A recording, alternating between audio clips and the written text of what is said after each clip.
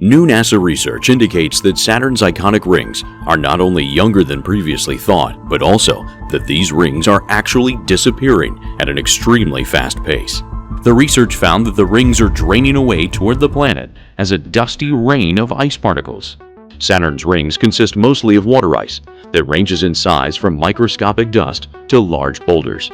Ultraviolet light from the sun and plasma clouds coming from tiny meteoroid strikes charge the icy dust, which then becomes bound to Saturn's magnetic field and pulled into the planet by gravity.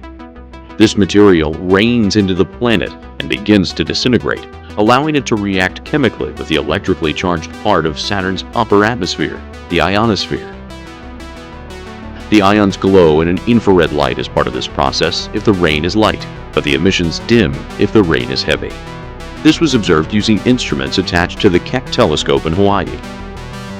The rate of disappearance in this ring rain study has allowed scientists to infer that Saturn's rings formed less than 100 million years ago.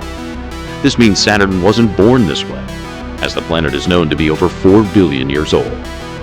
And when the ring rain data is combined with observations made by the Voyager 1 and 2 missions, scientists from NASA Goddard are able to estimate that the rings will be gone in 300 million years.